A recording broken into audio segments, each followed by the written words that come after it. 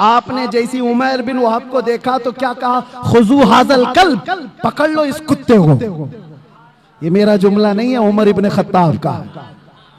हाँ, अगर हमारी जुबान से कुत्ता निकलता है तो वो बराबर जगह के लिए निकलता है, ऐसा नहीं है। हाँ, तो उमैर बिन वहब को पकड़ने के लिए उमर इब्न खत्ताब ने कहा, पकड़ लिया, गर्दन में गमछा डाल करके घुमाया और फिर हुजूर पाक सल्लल्लाहु अलैहि वसल्लम मस्जिद नबवी में अंदर से जा करके पूछा, आका वो उमैर बिन वहब आया है, क्या करूं? कोई दरवाजों के अंदर बंद खड़े थे, लेकिन मेरे आका सल्लल्लाहु अलैहि वसल्लम जब हरम काबा में आए, अजान दी गई और फिर मक्का वालों को बुलाया गया। कहां हैं सारे लोग? हैरत होती है, आपको तारीख उठा करके देखो, हैरत होगी। जिसने हुजूर पाक सल्लल्लाहु अलैहि वसल्लम के मुकाबिल में एक दो नहीं कितनी जंगें लड़ी। जंगे बदर में मुकाबले में अबू सुफियान है, जंगे उहद में मुकाबले में अबू सुफियान है, जंगे खंदक में मुकाबले में अबू सुफियान है। हुजूर के मुकाबले में अबू सुफियान इतनी जंगे हुजूर के मुकाबले में लड़ते रहे और हुजूर उस दिन ऐलान करते हैं, मक्का के फतेह मक्का के दिन जब पावर हाथ में है, मेरे आका फरमाते हैं जो भी मक्का में इधर उधर छुप करके भाग रहे हैं उनको डरने की जरूरत नहीं। जो मेरे दादा अब्दुल मुत्तलिब के घर में आ गए वो पनाह में है, जो अबू सुफियान के घर में आ गए वो पनाह में है। दुश्मन के घर में अबू सुफियान को ये मकाम दे रहे हैं। हुजूर फरमाते जो अबू सुफियान के घर में आ गए वो पनाह में है, जो खाने काबा के इर्द गिर्द आ गया वो पनाह में है, उससे जंग नहीं की जाएगी। और जो तलवार उठाया हुजूर से मुकाबला करना चाहा वो कैदी बना करके लाए गए, पकड़ करके लाए गए। फतेह मक्का का दिन है, सहाबा तो सहाबा है जो बरसों से जंगों की जिंदगी देख रहे हैं हुजूर के साथ। मेरे अजीजों, उनकी कुर्बानियां कम नहीं है। हजरत अबू हुरैरा से पूछो, हदीसें बताती हैं ऐसी ऐसी जंगों में सहाबा गए, कहते हैं कि पैरों पर कपड़े बांधने पड़ते थे, सारे नाखून उखड़ गए थे। ऐसी जंगें वो लड़ करके आए बगैर चप्पल पहने। मेरे आका सल्लल्लाहु अलैहि वसल्लम से कभी उन्होंने ये सवाल नहीं किया था कितना लंबा आप लेकर के जाएंगे। एक जंग से लौट रहे हैं, जिब्राइल अमीन आए, हुजूर से कहा या रसूल अल्लाह, अल्लाह का हुक्म है यहीं से दूसरी जंग में जाना है। सहाबा 1 महीने की जंग के बाद लौट रहे थे, जख्मी थे, नसें कटी हुई थी। हुजूर ने जिब्राइल से कहा मेरे सहाबा से पूछ लूं, ये मदीने से 5 किलोमीटर ही बाकी था घर, वापस रास्ता 5 किलोमीटर का, 1 महीने की जंग के बाद वापस आ रहे। हुजूर ने सहाबा से पूछा, जिब्राइल आए अल्लाह का हुक्म लेकर, यहां से दूसरी जंग में जाना है, तुम्हारा क्या मशवरा है? सहाबा में से किसी ने एक ने ये नहीं कहा मरहम पट्टी कर लें, बीवी बच्चों से बात कर लें, घर के हाल चाल देख कर के आए। नहीं, सारे सहाबा एक जबान होकर कहते हैं या रसूल अल्लाह, देर किस बात की, देर किस बात की, चले यहीं से चलते हैं। ये वो सहाबा है, ये वो सहाबा है जंगों ने उनको चूर चूर किया था। तो फतेह मक्का के दिन लाजमी बात है मेरे अजीजों, पावर हाथ में था, गलबा हाथ में था, ताकत हाथ में थी। जितने आज तक लड़ते थे वो सब कैदी बन करके हाथ सामने खड़े थे। तो किसी साहबी ने ऐलान कर दिया, अल यौम यौमुल मलहमा, आज तो छींटड़े उड़ाने का दिन है, आज के तो गोश्त के टुकड़े उड़ाए जाएंगे। मेरे आका ने उस सहाबी का नारा बदल दिया, अल यौम यौमुल मलहमा। मलहमा का मतलब होता है गोश्त के पीस पीस किए जाएंगे। हुजूर ने उनकी जुबान को बदल दिया और कहा ना ला, अल यौम यौमुर रहमा, आज का दिन तो रहमत का दिन है, आज का दिन तो रहमत का दिन है। लाओ दुनिया में ऐसी मिसाल, पावर में आ जाए, ताकत में आ जाए, तब वो माफ करता। ये जालिम कुत्ते क्या समझते हैं, जिनके हाल चाल ये है कि छोटी सी ताकत के मालिक बन गए तो निहत्तों पर जुल्म करते हो। अपने बराबर की ताकतों से लड़ने की तो इनके अंदर हिम्मत नहीं है।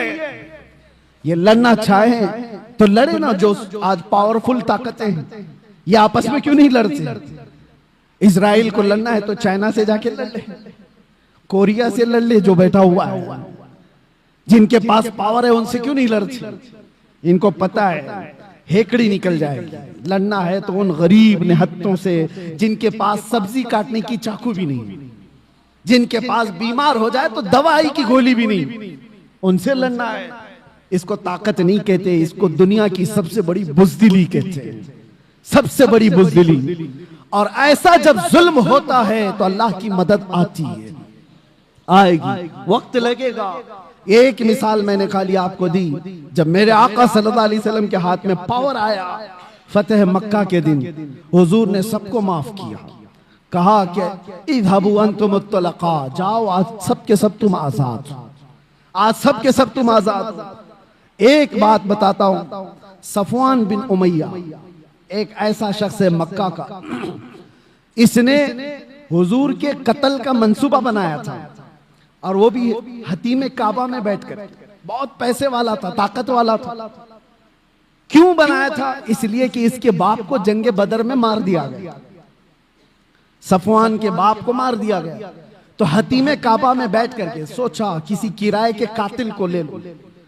तो किराए का कातिल कौन मिला? देखा सेम इशू होना चाहिए, दूसरे के पास भी ऐसी इंतकाम की आग जल रही हो, मोहम्मद सल्लल्लाहु अलैहि वसल्लम से बदला लेने की। उमैर बिन वहब नाम का एक शख्स मिल गया, जिसका बेटा हुजूर के पास कैदी था। जंगे बदर में जो 70 कैदी थे, उसमें एक कैदी उमैर बिन वहब का बेटा था।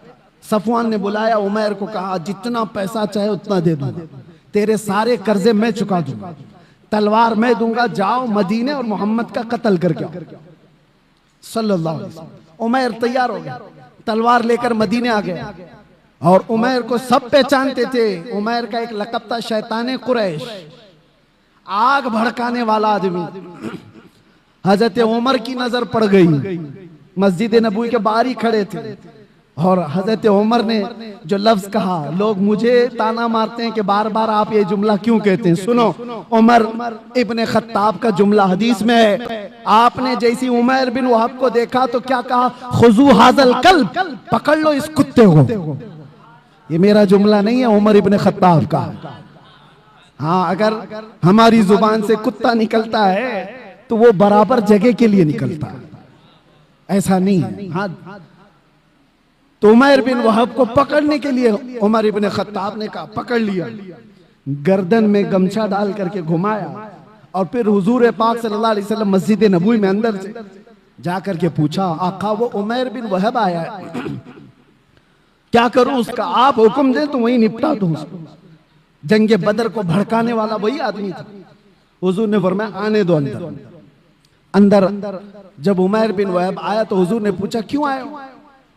उसने कहा, बस बेटे की खैर खैरियत पूछने आया हूं। हुजूर ने फरमाया, सच बताओ क्यों आया हो?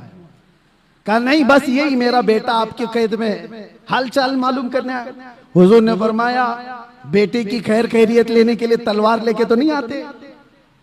तो उसने तलवार फेंक दी। कहा, क्या फायदा इस तलवार का, तलवारें हमारे पास थी बदर में, फिर भी हम नहीं जीत पाए ना। हुजूर जलाल में आए, कहा बातें मत बनाओ उमैर, वो बात बोलो जो सफवान के साथ हतीम काबा में करके आए हो। वो बात बताओ जो हतीम काबा में बैठ करके तुम करके आए हो। बस अब क्या था, उमैर बिन वहब का जिस्म कांपने लग गया।